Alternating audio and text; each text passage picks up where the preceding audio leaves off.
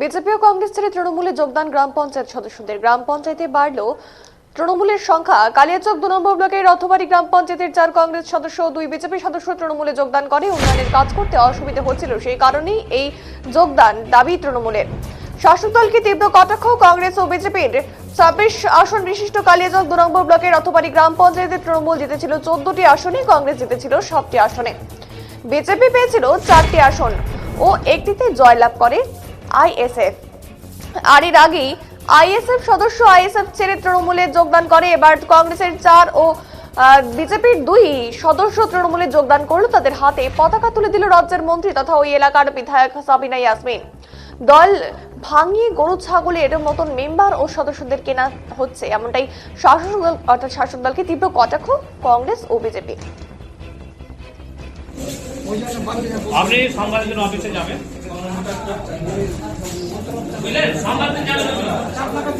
আপনি কেন জয়েন করলেন? কি সমস্যা হচ্ছিল? কোন দল থেকে জয়েন করলেন? আমি বিজেপি থেকে পাস করেছিলাম। কেন জয়েন করলেন? কেন? আমি বিজেপি থেকে কোনো কাজকর্ম করতে পারছিলাম না, মানুষের জন্য কিছু করতে পারছিলাম না, তাই তৃণমূল কংগ্রেসে এসে আমি মানুষের জন্য কিছু করার চেষ্টা করছি, তাই জন্য আমি তৃণমূল আসি। আপনার নাম? আমার নাম লালন কাউ। কোন দল থেকে জিতেছিলেন? আমি বিজেপি থেকে জিতেছিলাম, আর টিএমসিতে আমি জয়েন। কোন পঞ্চায়েত? রথবাড়ি পঞ্চায়েত। আমরা যোগদান এই জন্যে করলাম কি আমরা যে গ্রাম পঞ্চায়েতে ভোটের ইলেকশন হওয়ার পর থেকে আমরা কোনো কাজকর্ম করতে পারছিলাম না সেরকম।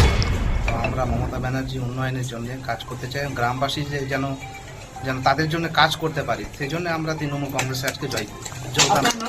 আমার নাম নাসির আহমেদ। নাসির আহমেদ। দল ভাঙানোর রাজনীতি করছে তৃণমূল কংগ্রেস বলে অভিযোগ করেন বিজেপি। জানাচ্ছে তৃণমূল কংগ্রেস বলছে যে আমরা দল ভাঙানোর রাজনীতিতে নেই, কিন্তু আমরা দেখছি অব্যাহত আছে।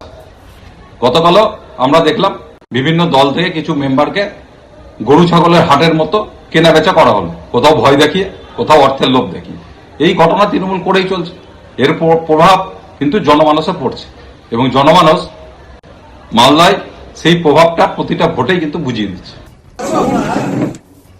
জানাবো, তৃণমূল কংগ্রেস ক্ষমতায় আসার পর থেকে বিভিন্নভাবে তৃণমূল কংগ্রেসে যোগদান করাচ্ছে। এটি রাজনীতির অপসংস্কৃতি বলে জানানো হয় কংগ্রেসের পক্ষ থেকে।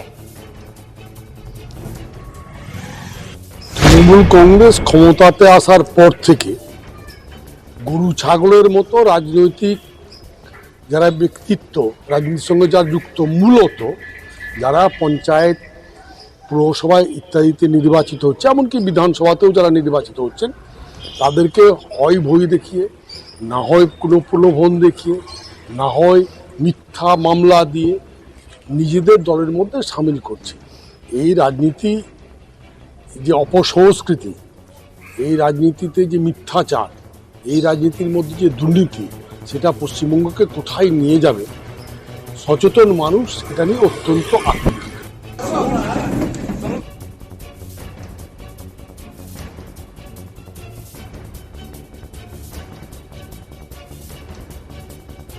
কাজের উন্নয়নের জন্য মমতা ব্যানার্জির উন্নয়নে সামিল হতে এদিন কংগ্রেস ও বিজেপি থেকে গ্রাম পঞ্চায়েত সদস্যরা যোগদান করে বলে জানান তিনি, অর্থাৎ সাবিনা ইয়াসমিন জানিয়েছেন।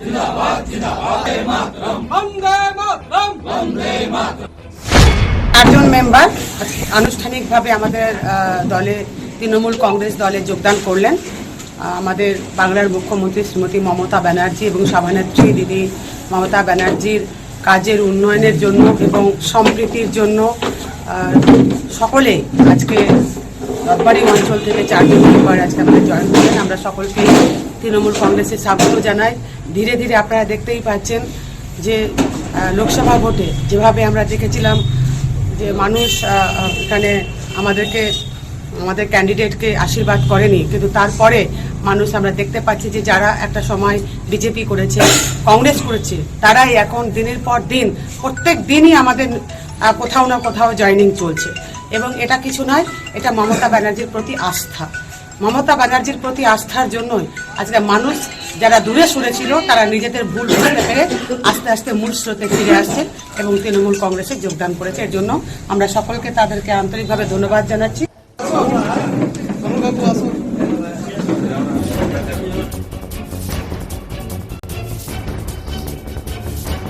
তৃণমূল কংগ্রেস জিন্দাবাদ। তৃণমূল কংগ্রেস জিন্দাবাদ।